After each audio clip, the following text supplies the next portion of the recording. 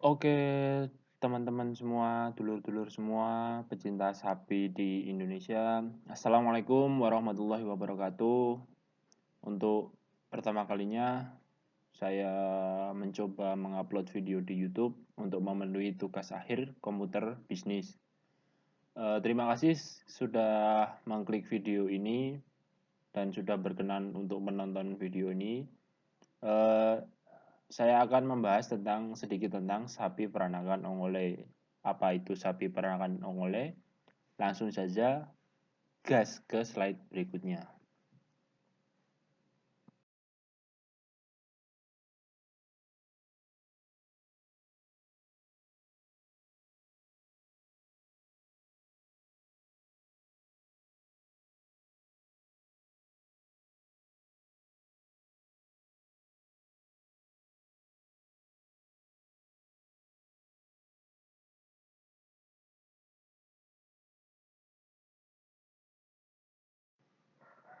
Oke, perkenalkan dulu tentang saya.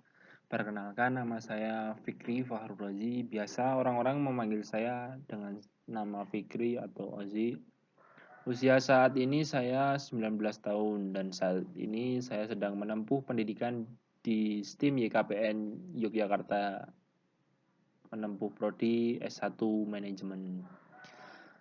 Kenapa saya membahas tentang sapi peranakan ongole? Karena dari kecil saya itu sudah dikenalkan dengan dunia persapian atau dunia peternakan sapi, khususnya sapi ongole. Karena kebetulan ayah saya dulu berternak sapi dan oleh karena itu beliau mengajarkan tentang sapi kepada saya sehingga saya hingga saat ini suka dengan dunia sapi, dunia peternakan sapi khususnya sapi peranakan ongole. Untuk itu mari kita mengetahui lebih banyak tentang sapi PO atau peranakan ongole. Yo, gas lur. Oke, dulur-dulur semua pecinta sapi di Indonesia, saya akan memaparkan sedikit tentang sejarah sapi PO di Indonesia. Pada tahun 1906, sapi ongole didatangkan langsung dari Pulau Madras di India ke Pulau Sumba di Indonesia. Lalu pada tahun 1916, sapi ongole yang sudah berhasil berkembang biak di Pulau Sumba di Indonesia mulai menyebar ke tempat-tempat lain yang ada di Indonesia dengan sebutan sapi Sumba ongole atau sapi SO.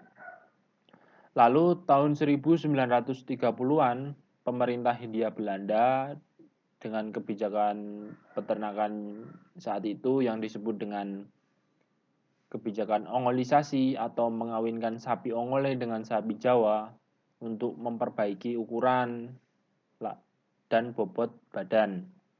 Sehingga lahirlah sapi peranakan ongole yang kita kenal saat ini dengan sebutan sapi PO.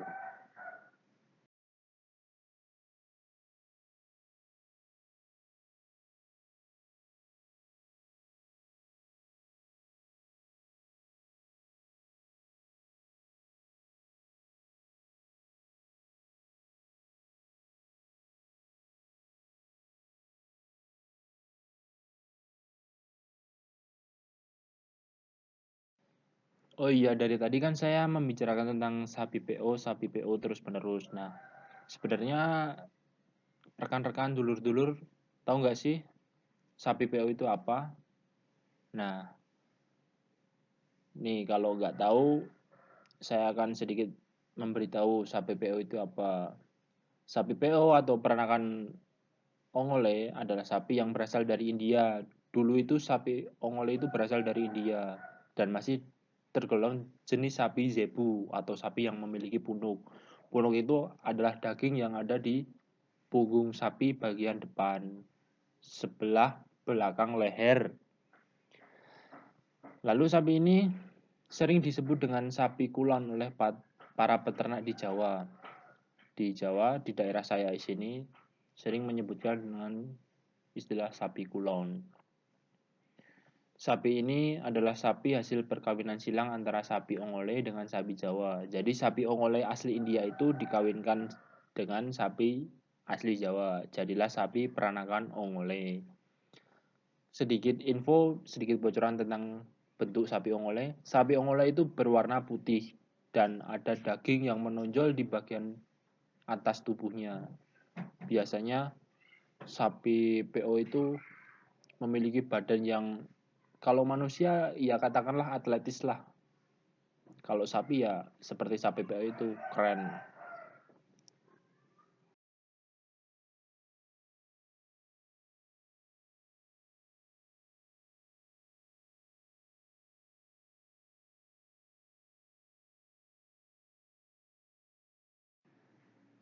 Oke, berikut ini adalah ciri fisik dari sapi PO.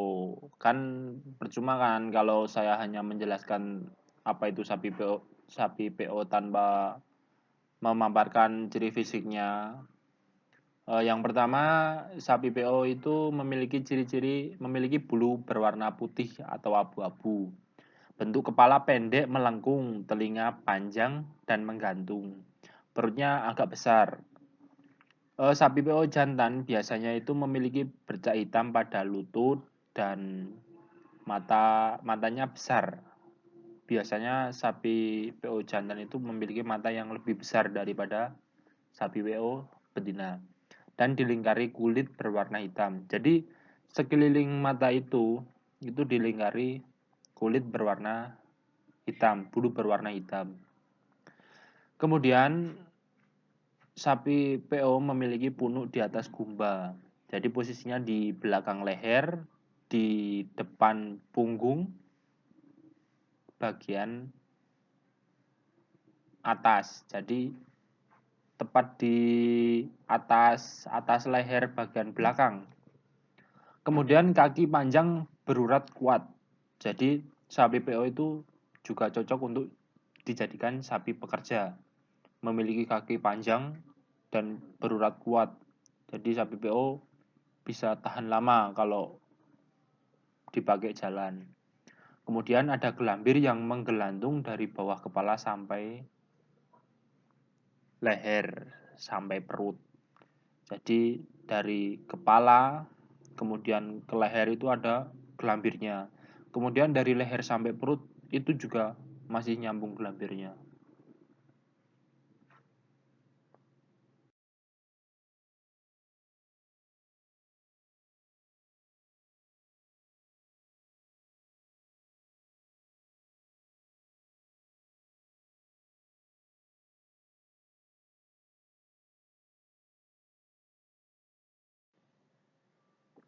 Oke, rekan-rekan sekalian, perlu diketahui sapi PO itu berbeda dengan sapi jenis lainnya. Kalau sapi PO itu secara postur lebih gagah, ibarat manusia ya seperti binaraga yang memiliki postur badan yang berbentuk istimewa. Jika sapi lainnya tidak memiliki punuk atau daging yang menonjol di atas punggung depan, tapi sapi PO ini memilikinya. Sehingga badannya terlihat lebih kencang dan tidak seperti sapi simental yang lebih terkesan berlemak. Bukan berarti sapi simental jelek, tapi memang jenisnya seperti itu. Sapi PO lebih gagah.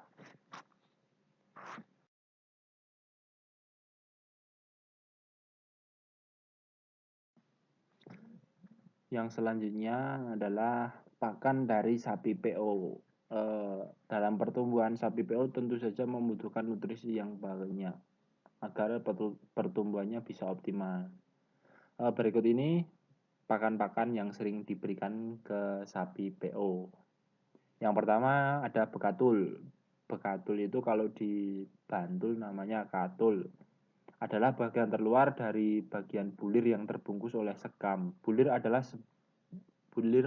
buah sekaligus biji berbagai tumbuhan serealia sejati seperti padi, gandum, dan jelai. Yang kedua, dedak. Dedak ini mirip-mirip dengan bekatul tapi dedak ini lebih kasar. merupakan hasil samping dari proses penggilingan padi yang terdiri dari lapisan luar butiran beras, perikard, dan tegmen, serta sejumlah lembaga beras.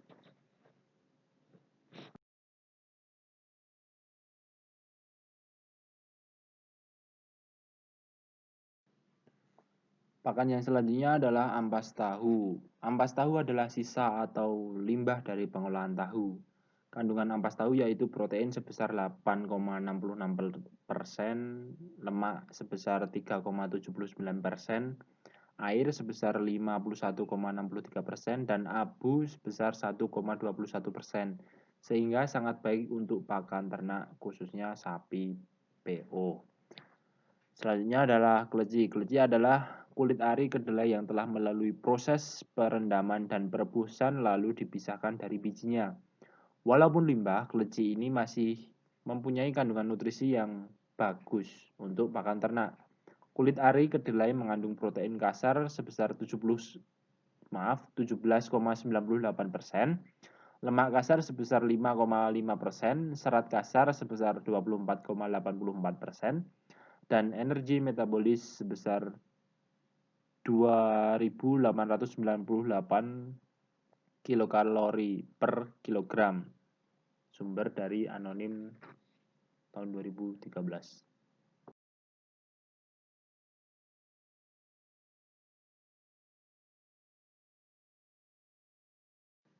Tidak hanya manusia saja loh yang suka dengan camilan.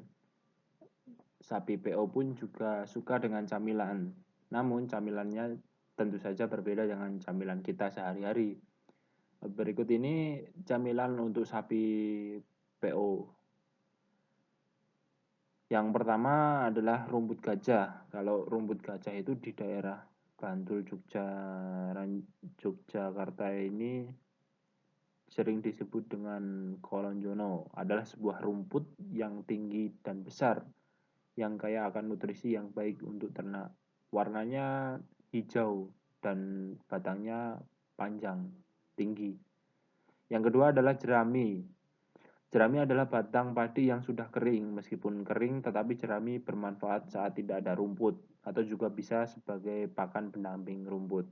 Jadi jangan dianggap sebagai batang padi yang sudah kering, karena batang padi yang sudah kering ini sangat berharga sekali untuk sapi. Jadi tanpa jerami ini sapi tidak akan bisa ngemil, istilahnya kalau manusia seperti itu. Berikut ini adalah foto dari camilan sapi yang saya sampaikan di awal tadi, di slide sebelumnya. Yang hijau itu adalah rumput gajah, sementara yang coklat bertumpuk-tumpuk itu adalah jerami. Kedua pakan ini sangat berharga sekali untuk sapi.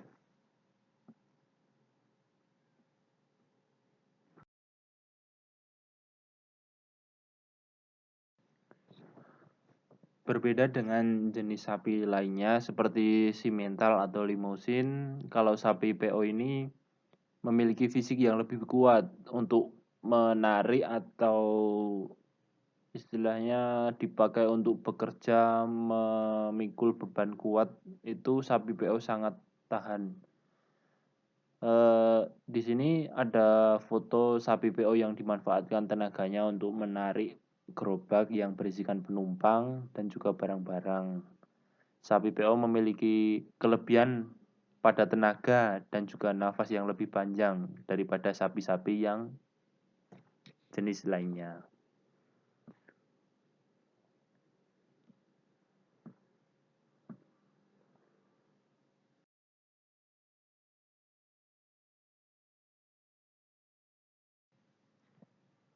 Berikut ini adalah perawatan untuk sapi PO yang dipergunakan untuk angkutan atau digunakan untuk bekerja, diambil tenaganya.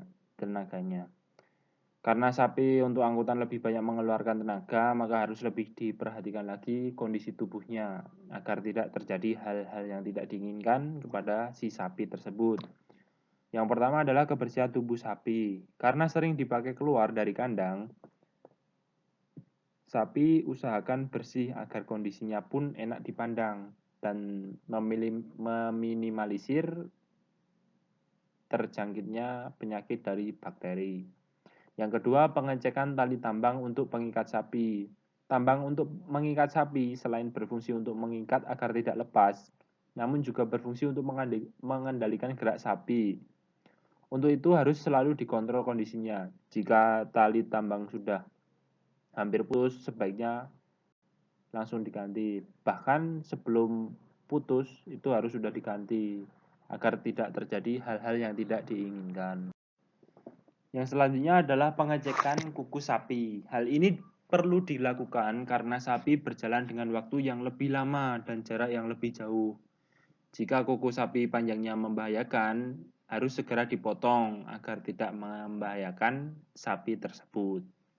Lalu yang selanjutnya adalah pemberian jamu atau suplemen untuk tenaga sapi. Hal ini dilakukan agar tenaga sapi tidak mudah habis dan bisa lahap saat diberi pakan.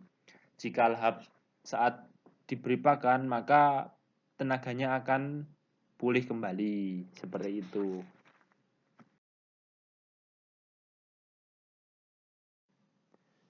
Nah, yang selanjutnya adalah sapi PO pedaging. Sapi PO pedaging ini berbeda dengan sapi PO yang pekerja.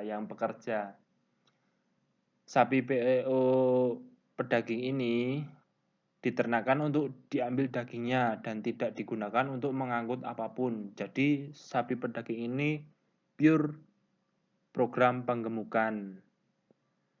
Jadi pakan yang diberikan, suplemen yang diberikan itu tidak untuk tenaga, tetapi untuk agar daging yang dihasilkan itu lebih padat, lebih banyak.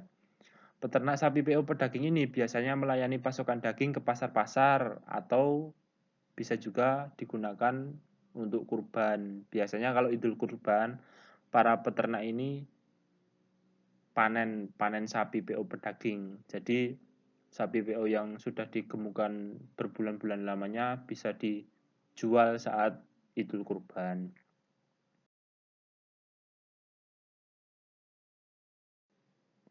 Berikut ini adalah foto salah satu sapi PO pedaging.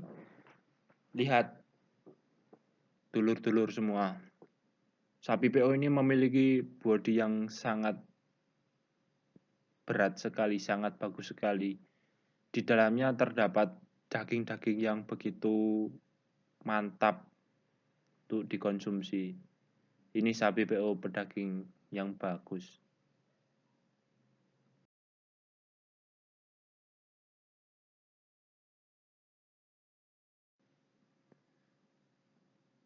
Bobot sapi PO ini saat dewasa bisa mencapai di atas 800 kg. Seperti contoh di foto ini saya ambil dari media sosial milik Setia Farm, tepatnya di Instagram. Instagramnya Berkah Setia Farm. Dia adalah salah satu peternak di Jawa, kalau tidak salah di daerah Purworejo, Jawa Tengah. Sapi-sapi di sana sapi-sapi PO berkualitas tinggi, seperti yang ada pada foto tersebut.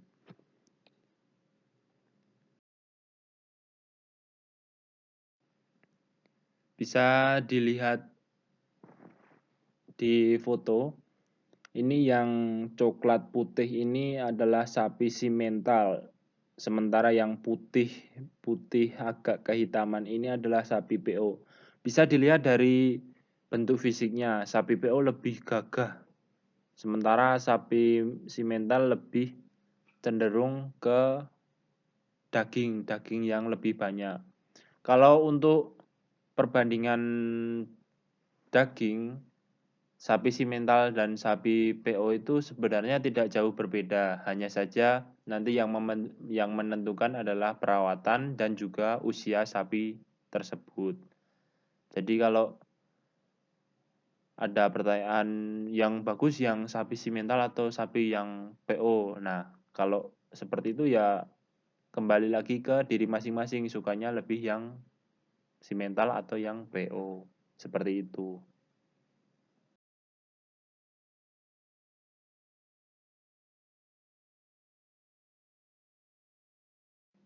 Yang selanjutnya adalah tahapan untuk memulai berternak sapi. Barangkali ada rekan-rekan yang ingin berternak sapi karena sudah mulai tertarik dengan sapi PO. Yang pertama adalah menetapkan anggaran dan modal bisnis ternak sapi. Untuk mengawali bisnis ternak sapi bukanlah hal yang sepele. Harus siap mental dan juga modal. Punya mental saja tidak cukup, harus punya modal juga untuk membeli sapi dan sarana lainnya. Tentu saja harus memikirkan anggarannya. Lalu yang kedua adalah memilih jenis sapi. Karena pada presentasi ini saya membahas sapi PO, saya juga merekomendasikan agar jenis sapi yang dipilih adalah sapi PO. Karena sapi PO itu tidak hanya dimanfaatkan dagingnya saja, tapi juga dimanfaatkan tenaganya. Sehingga pasaran sapi PO itu lebih luas.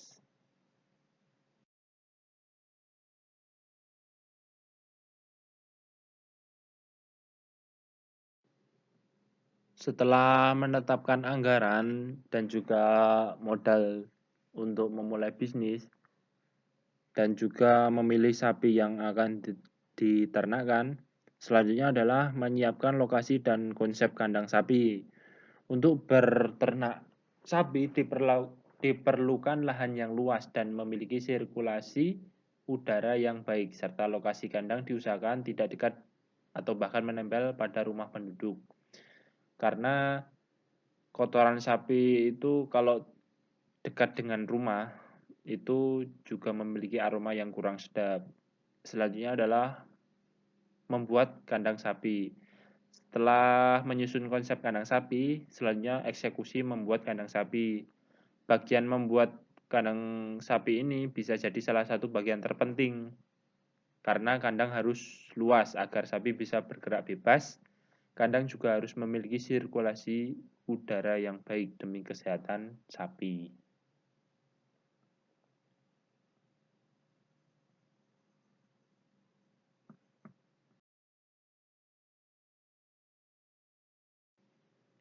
Selanjutnya adalah memilih bibit sapi yang unggul. Sapi yang akan diternakkan, usahakan sapi dari bibit yang unggul, agar dalam merawat sapi bisa mendapatkan imbalan yang sesuai dengan pengorbanan.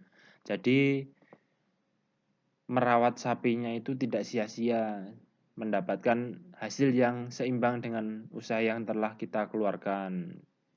Selanjutnya adalah pemberian pakan pada sapi ternak. Dalam pemberian pakan, haruslah pakan yang sesuai dengan yang dibutuhkan sapi.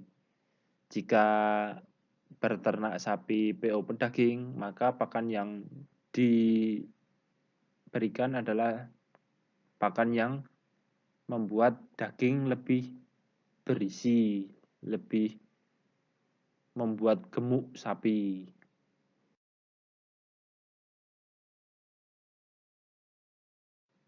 Selanjutnya adalah perawatan sapi ternak saat kita beternak sapi.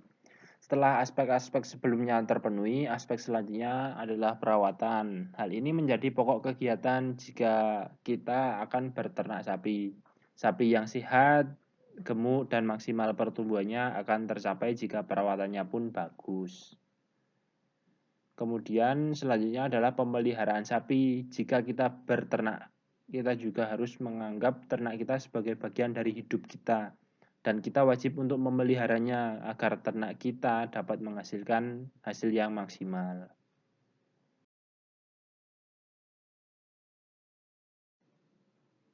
Berikut ini daerah penghasil bibit sapi PO di Jawa. Kebetulan dua daerah ini berada di Jawa Tengah. Yang pertama adalah Rembang.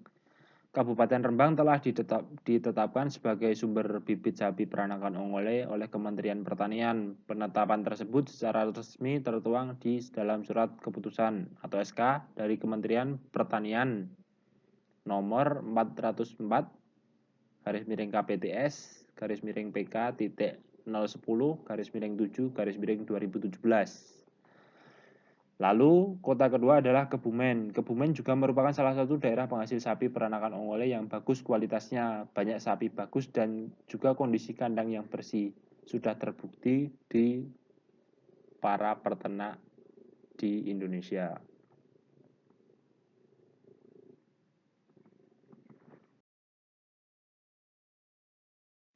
Metode kawin sapi PO. Yang pertama adalah kawin alami. Kawin alami ini prosesnya adalah sapi jantan membuahi sapi betina secara langsung tanpa melalui bantuan alat apapun. Namun, kawin alami ini hasilnya kurang maksimal. Kemudian yang kedua adalah inseminasi buatan. Inseminasi buatan ini prosesnya dengan cara menyuntikkan sperma pejantan unggul kepada betina. Inseminasi buatan ini memiliki persentase keberhasilan lebih tinggi karena bibit yang digunakan adalah bibit yang benar-benar unggul.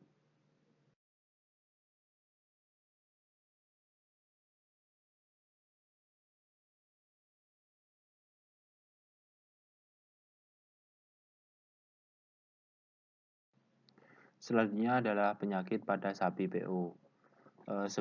Sebetulnya penyakit ini tidak hanya menyerang sapi PO saja, tapi secara umum sapi-sapi juga terancam terserang penyakit ini.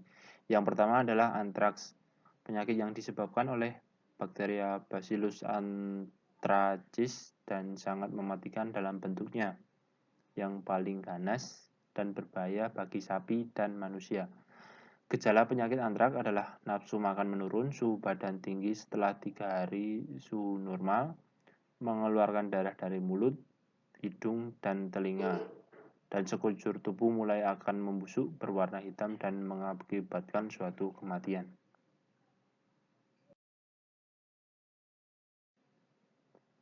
Yang selanjutnya adalah penyakit brucellosis, merupakan penyakit menular yang menyerang beberapa jenis hewan, terutama sapi, serta dapat juga menyerang manusia yang disebabkan oleh bakteri atau kuman brucellosis. Pencegahan terhadap penyakit pada sapi yaitu dengan cara yang pertama melakukan vaksin antraks selama 3 bulan sekali. Yang kedua, selalu jaga kebersihan kandang dan juga pakan untuk ternak. Yang ketiga, membatasi interaksi orang luar dengan sapi jika orang tersebut tidak bisa menjaga kebersihannya. Pada slide ini saya menampilkan foto salah satu peternakan sapi peranakan Ongole, dan di slide berikutnya pun juga salah satu peternakan yang ada di Indonesia.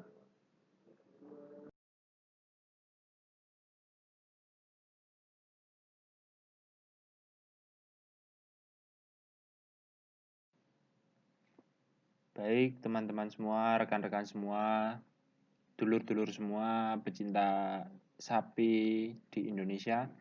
Sekian presentasi dari saya untuk memenuhi tugas komputer bisnis.